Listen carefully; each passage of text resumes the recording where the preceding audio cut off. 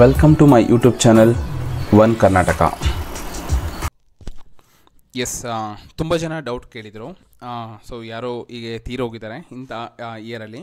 So ನಮಗೂ ಏನಾದರೂ ಬರೋ ಪೆನ್ಷನಲ್ಲಿ ಹೆಚ್ಚಿಗೆ ಆಗುತ್ತಾ ಅಂತ. ಸೊ ಅವ್ರಿಗೆ ಈ ವಿಡಿಯೋನಲ್ಲಿ ನಾನು ತಿಳಿಸ್ಕೊಡೋದೇನೆಂದರೆ, ಆ ಥರ ಇರೋರಿಗೆ ಹೆಚ್ಚಿಗೆ ಆಗುತ್ತೆ, ಬಟ್ ಪರ್ಟಿಕ್ಯುಲರ್ ಇಯರ್ ಆದಮೇಲೆ. ಸೊ ಈ ವಿಡಿಯೋನ ನೋಡಿ ನಿಮಗೆ ಗೊತ್ತಾಗುತ್ತೆ. ಸೊ 7th ಪೇ ಕಮಿಷನ್ನು, ಓಕೆನಾ, ನೀವು ನೋಡ್ಬೋದು.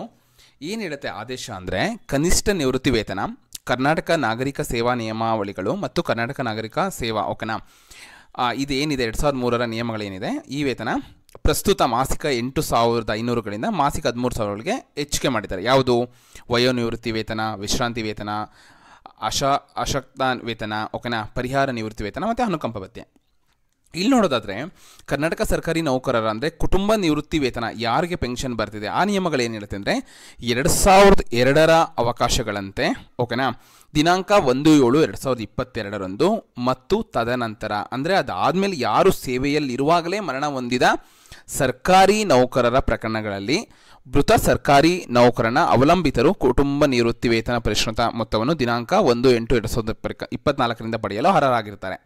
ಓಕೆನಾ, ಅಂದರೆ 1/7/2022 ಜುಲೈ 2022 ಮೇಲೆ ಏನಾದರೂ ಅವರು ಡೆತ್ ಆಗಿದ್ರೆ ಅವ್ರಿಗಷ್ಟೇ ಈ ಒಂದು ಸ್ಯಾಲ್ರಿ ಎಫೆಕ್ಟ್ ಆಗಿರುತ್ತೆ. ಓಕೆನಾ, ಇಲ್ಲ ಅಂದರೆ ಯಾವುದೇ ರೀತಿ ಹೆಚ್ಚಿಗೆ ಆಗಿರೋದಿಲ್ಲ. ನೀವು ನೋಡ್ಬೋದು, ಅದನ್ನೇ ಅವ್ರು ಹೇಳಿರೋದು, ದಿನಾಂಕ 1/7/2022 ಪೂರ್ವದಲ್ಲಿ ಕುಟುಂಬ ನಿವೃತ್ತಿ ವೇತನ ಪಡೆಯುತ್ತಿದ್ದ ಮೃತ ಸರ್ಕಾರಿ ನೌಕರನ ಅವಲಂಬಿತರಿಗೆ, ಓಕೆನಾ. ಸೊ ಯಾರೆಲ್ಲ 1/7/2022 ನಂತರ ಏನಾದರೂ ಅವರು ಡೆತ್ ಆಗಿದ್ರೆ ಅವರಿಗಷ್ಟೇ ಪೆನ್ಷನ್ನು ಜಾಸ್ತಿ ಆಗಿರುತ್ತೆ, ಇಲ್ಲ ಅಂದರೆ ಜಾಸ್ತಿ ಆಗಿರಲ್ಲ. ಓಕೆನಾ.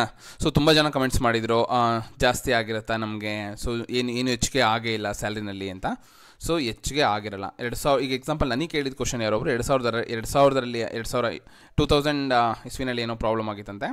ಸೊ ಅದಕ್ಕೆ ಜಾಸ್ತಿ ಆಗಿಲ್ಲ. ಎಸ್, ಜಾಸ್ತಿ ಆಗಿರಲ್ಲ. 2002 ಅಂದರೆ 2022 ಯಾರು 1/7/2022 ಜುಲೈ ನಂತರ ಏನಾದರೂ ಮರಣ ಹೊಂದಿದರೆ ಮಾತ್ರ ಆ ಪೆನ್ಷನಲ್ಲಿ ವೇರಿಯೇಷನ್ ಆಗಿರುತ್ತೆ, ಇಲ್ಲ ಅಂದರೆ ಸೇಮ್ ಪೆನ್ಷನ್ನೇ ನಿಮಗೆ ಬರುತ್ತೆ. ಓಕೆನಾ. ಸೊ ಇದೇ ರೀತಿ ಹೆಚ್ಚಿನ ವೀಡಿಯೋಗಳಿಗಾಗಿ please subscribe my YouTube channel. Thank you.